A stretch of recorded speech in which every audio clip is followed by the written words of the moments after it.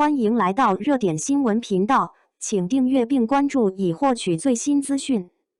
长安24季未播先火，诚意黑莲花上线，却被女配抢尽风头。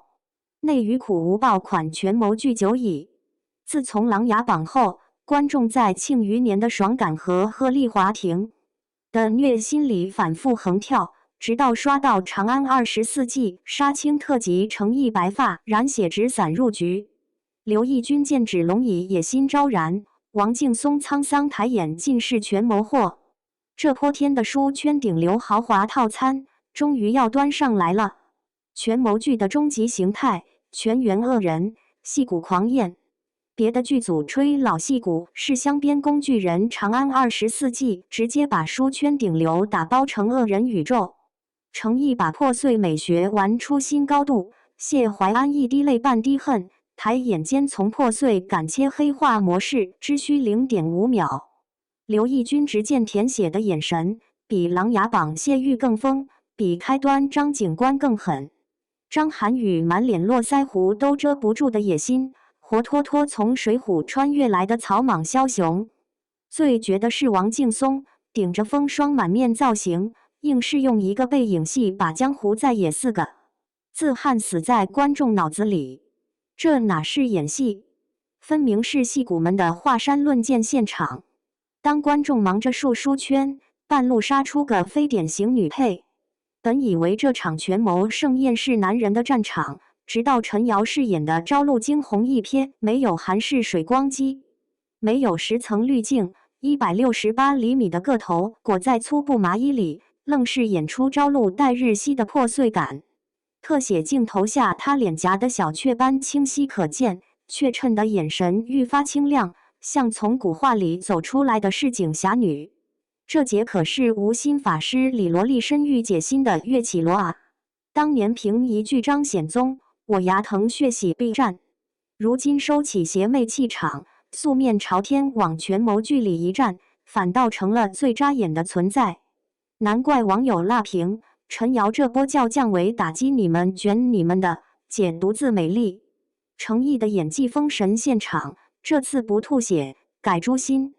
必须单独给诚意的谢怀安开段夸，这位哥彻底颠覆仙侠虐恋套路，把破碎感升级成诛心术。雨中纸伞回眸时，睫毛沾着水汽也遮不住眼底杀意，跪的抚摸旧宅砖石时，一滴泪砸出10年血仇的重量。最绝的是和张涵予的对峙戏，明明站着的是他，却让人感觉有千军万马在眼神里厮杀。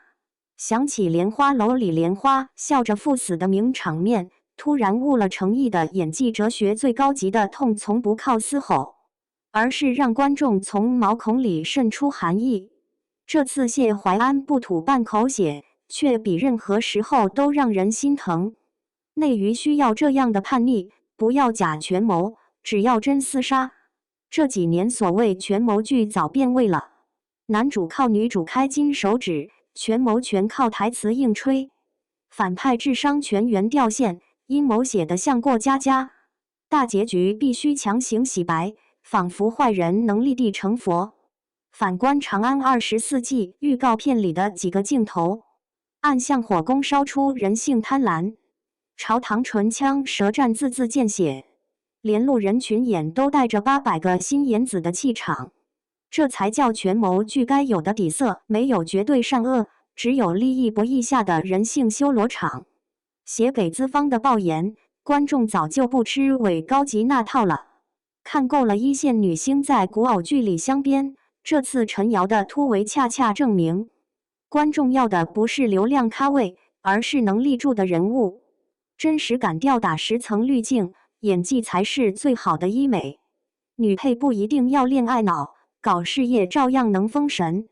当某85花还在营销少女感时，真正聪明的演员早悄悄转型。毕竟在戏骨扎堆的权谋剧里，一个眼风扫过去，谁是混子谁是王者，观众门儿清。